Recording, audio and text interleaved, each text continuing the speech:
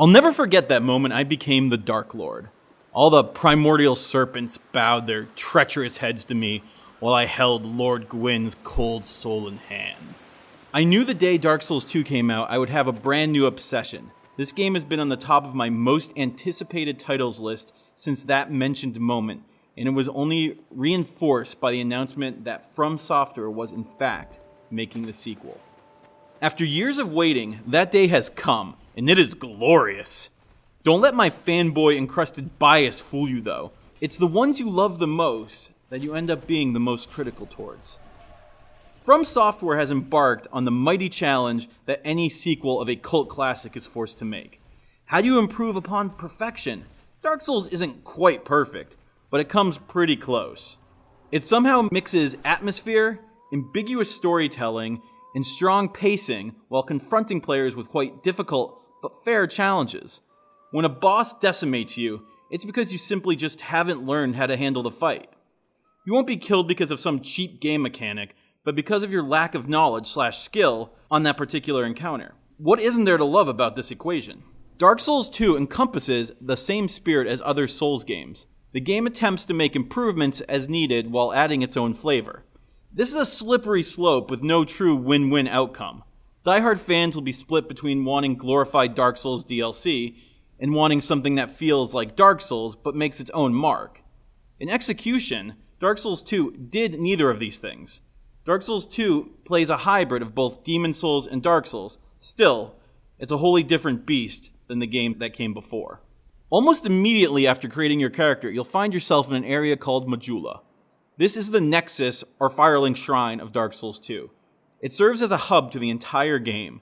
Since you can literally teleport to every bonfire that you have visited now and have to level up by talking to some woman named the Emerald Herald, you're going to spend a lot of time here. The teleporting system doesn't require the Lord Vessel or any item. You can just do it as you please. Since there are several paths you can go to from Majula, the way bonfires serve as waypoints become extremely useful. This is where the Souls hybrid feeling really kicks in. While you're literally walking in one of the few directions from the start, the first bonfire works like the teleporting system in the Nexus. If an area or boss is just too hard, just go to one of the other areas. That's the essence of Demon Souls. Unlike Demon Souls, though, you can fully clear an area from start to finish if you so please. If you have the skill, you can really do whatever you want, in any order. All that said, many of the areas you can reach from the beginning are ambiguous, difficult to understand, or downright tricky to notice. From a gameplay point of view, difficulty has varied. The enemy AI has improved significantly. Foes seem to understand pack mentality now. They will swarm and be relentless. At the same time, enemies seem to have a much smaller chase range. Raiding messages is easier than before and gives the writer some HP when it occurs, encouraging players to leave helpful hints instead of troll messages.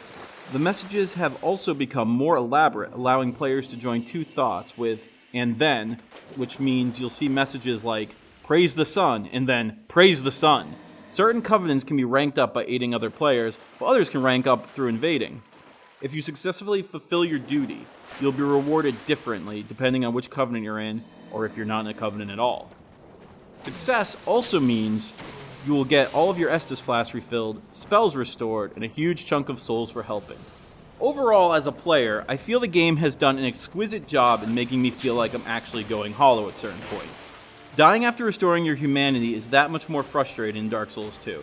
As you die over and over again, your total health keeps decreasing as a result. You start questioning if you'll ever make it.